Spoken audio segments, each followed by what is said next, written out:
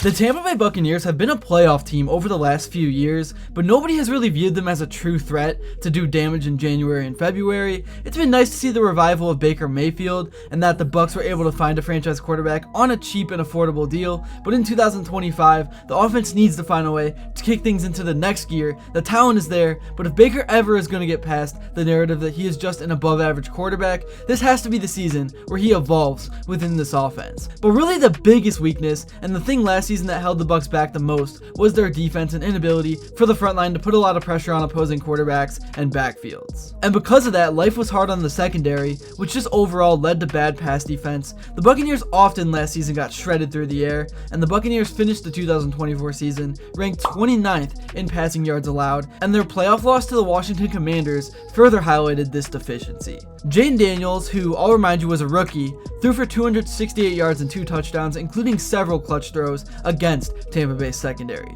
So that is why coming into this offseason, the Bucs knew that they needed to address their weaknesses if they wanted a real shot at improvement this coming season, and they did that. Their plan was to go best available in the draft and load up on defensive players, and they also knew if the right receiver was available at good value, they should take that player because their receiving core is getting older and closer to the end of their prime. They're getting injured more, they're definitely more vulnerable, and it's always good to have a young guy lined up behind them. And that is exactly what we saw happen. They took Emeka Egbuka with pick number 19 in the draft a few weeks ago, and then after that they drafted back-to-back corners and an edge rusher, and added a lot of potential depth pieces as well, and they even picked up Shilo Sanders, who went undrafted, and we got to see him in action in rookie minicamp just a few days ago.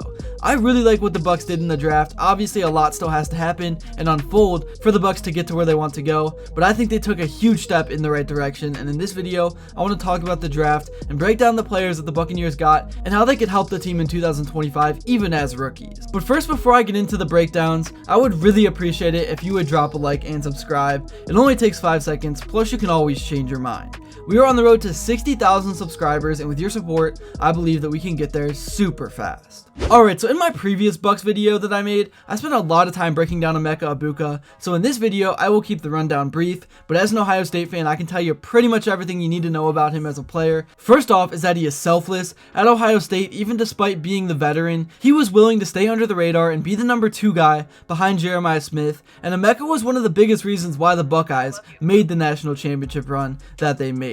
After losing to Michigan, there was a lot of tension surrounding that Buckeyes team. I can't even imagine what inside the locker room was like, but he was one of the main guys that kept things together, and he constantly came through in big moments and was almost sort of like that Mr. Reliable safety net type of guy. He shows up and is the same player every single game no matter what, and he does more than just catch passes. He can throw blocks, he can play make, he can decoy, really he can play any role. Some people may have viewed the Egbuka pick at 19 a bit of a reach because he kind of as a player is already maxed out and doesn't have too much more room to grow, but I personally thought this pick was necessary because even though yes, Mike Evans and Chris Godwin are still in front of him and he will be at the number 3 role in the receiving room, the room is now complete and it's deep. And with Godwin coming off an injury, you just never know anymore, so I personally gotta grade this pick an A-.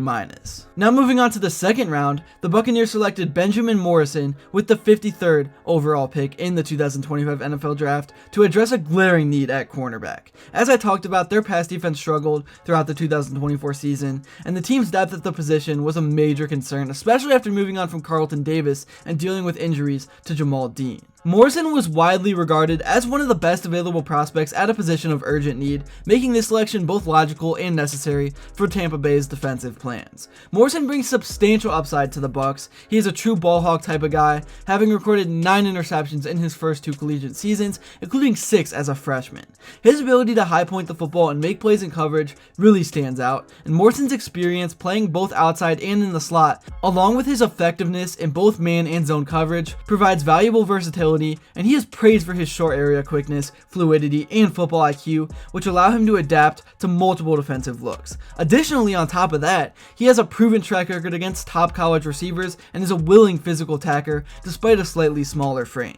There are some risks with this pick, most notably Morrison's hip injury and surgery that ended his final college season early, and this medical red flag likely caused him to slip to the second round as he was projected by many as a late first round talent prior to the injury. And while Morrison is an advanced prospect, he still has room to improve his discipline in zone coverage and his ability to disengage from bigger receivers and blockers. Also, Morrison's skill set fits very well with head coach Todd Bowles' defensive philosophy, which values versatility and aggressive playmaking in the secondary. He can contribute immediately as a starter or in sub packages, and his ability to play both man and zone coverage gives Bowles flexibility in his game planning. So in summary, with this pick, drafting Benjamin Morrison was a calculated risk to fill a major need with a high upside, scheme versatile cornerback, and if he stays healthy, Morrison has the potential to become a cornerstone in the Buccaneers secondary and help address one of the team's biggest weaknesses. Alright, now moving on to the third round, the Buccaneers drafted Jacob Parish with the 84th overall pick. Todd Bowles in the front office had made it clear leading up to the draft that cornerback depth was a crystal clear weakness, as I kind of just mentioned, and after selecting Benjamin Morrison earlier, the Bucs doubled down at the position by adding Parish, and this move was definitely both a pick of need and a strategic decision to avoid being left vulnerable by injuries and inconsistency, issues that plagued the cornerback group in 2024. Parish brings significant upside to Tampa Bay. He was a two-time All-Big 12 performer at Kansas State, amassing 108 tackles, 5 interceptions, and 24 passes defended over 38 career games, including 24 starts. His best season came as a sophomore when he notched 4 interceptions and 13 passes defended, demonstrating his playmaking ability and knack for being around the football. He is known for his feisty, competitive playing style, solid tackling, and versatility in both man and zone coverage. He also has shown that he can be effective both outside and in the slot. In the 4th round, the Bucs went edge and selected David Walker out of Central Arkansas. Walker is definitely an upside pick, which is what you want to get in the 4th round. You're not going to find a polished player. This is where you normally want to get more risky and try to find a hidden gem, and that is what the Bucs did. Walker definitely is a guy that down the line can heighten the ceiling of this Tampa Bay defense. He was a dominant player at Central Arkansas, earning 3-time FCS AP All-American honors and winning the Buck Buchanan Award, I think I said that right, as a top defensive player in the FCS. In his senior season, Walker led the FCS with 23 tackles for a loss, and he recorded 10.5 sacks, showcasing his ability to disrupt plays in the backfield and pressure quarterbacks consistently. He finished his collegiate career as Central Arkansas's all-time leader in both sacks with 31 and tackles for a loss with 60, further highlighting his production and impact. Coaches have praised Walker's exceptional speed off the edge, describing it as a rare trait that can't be taught and noting his natural instincts as a pass rusher. While he may be a bit shorter than some traditional edge rushers, which probably led to his fall, his quickness and relentless motor makes him a challenging matchup for offensive tackles. Walker should fit the Buccaneers system as a rotational edge rusher who can immediately provide situational pass rush help and potentially develop into a larger role down the line. His speed should complement the Bucs' existing personnel, and his proven ability to get after the quarterback is exactly what this team is looking for as they try to make life a little easier on the secondary in 2025. So those were the main picks the Bucs made that I wanted to break down. We know the Bucs offense can put up points. They often are in those 28 to 30 score type of games, so I really do think this team can be elite and they can make a major stride if we see some defensive improvement. And that is why I thought the Bucs had a near perfect draft positionally. Now it's just about if the players can pan out or not. That's really all I got for this video. Thank you all so much if you made it to this point, and if you enjoyed and haven't yet, please be sure to drop a like and subscribe because your support truly does mean the world. And also let me know what you would like to see next, and until then I will see you all later.